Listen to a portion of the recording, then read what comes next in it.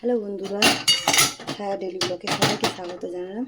আজকে তো এই যে সকালবেলা উঠে কাজকর্ম সারলাম, এটা রান্নাঘরে চলে এসে একবারে রান্না বসাবো।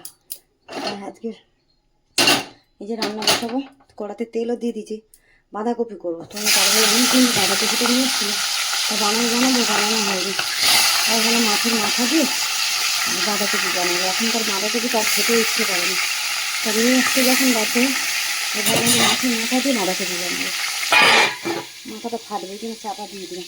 এই বাঁধাকপি বানাবো, বাঁধাকপিটা কেটে আর একটুখানি সেদ্ধ করে নিয়েছি। এই সেদ্ধ করে জল ঝাড়াতে দিয়েছি।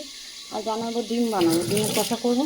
আর এখানে এই যে এবছরে একদিনও নিম পাতা বেগুন খাওয়া হয়নি, তাই কালকে নিম পাতা পেয়েছি, তাই ভাবলাম যে একটু নিম পাতা বেগুন খাবো। তাই বেগুনগুলো কেটে আর ছোটো ছোটো ডুমুন করে কেটে নিয়েছি, নিয়ে নুন মাখিয়ে রেখেছি, একটু জলটা বেরিয়ে যাবে। টিফিন খাইনি, এখন এই যে টিফিন খাবো। পাউরুটি আছে, পাউরুটিটা একটু সেঁকে নিই, আর একটু ডিম পোচ খাবো। ডিম পোচে পাউরুটি খেয়ে নেবো। চলো এদিকে ভাজা হোক ততক্ষণ, আর এদিকে পাউরুটিটা সেঁকে নিই। চলো বাঁধাকপিটা তো ভাপিয়ে জল ফেলে দিলাম, দিয়ে আর মাছের মাথাটা ভেজে নিয়েছি। মাথাটা ভেজে নিলাম, আর এখানে যে নিম পাতা ভাজিয়ে দিয়ে দিয়েছি, নিম পাতাটা ভাজতে ধুয়ে নিলাম, নিয়ে আর শুকনো খোলা একটু নুন দিয়ে ভেজে নিচ্ছি আগে, তারপরে বেগুনটা ভাজবো। আর এদিকে বসিয়ে দিয়েছে যে জিরে তেজপাতা একটু গরম মশলা ফোড়ন দিলাম, বাঁধাকপি গন্ধ সেদ্ধ করে তো জল ফেলে দিলাম, একটু গরম মশলা ফোড়ন দিলাম, দিয়ে বসিয়ে দিয়েছি বাঁধাকপিটা।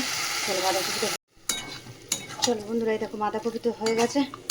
মাছের মাথা দিয়ে একদম ধনে পাতা দিয়েছি, গরম মশলা ফোড়নে দিয়েছিলাম, আর দিলাম না, ধনে পাতা দিলাম। এদিকে দিয়ে নিম পাতা বেগুনও ভাজা হয়ে গেছে।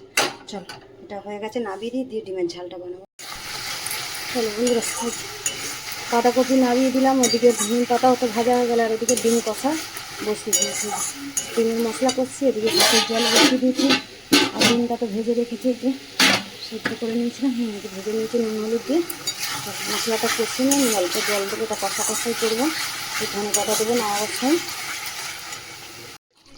চলো বন্ধুরা, ডিম কষা তো হয়ে গেছে, ধনে পাতা দিয়ে নামিয়ে দিলাম, নামিয়ে দেবো, নামিয়ে দেবো।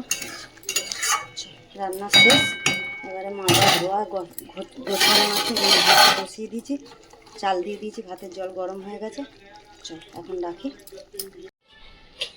চলো বন্ধুরা, এই যে চান করে চলে এলাম। আজকে পুজো আমি করিনি, মেয়ের পুজো করলো।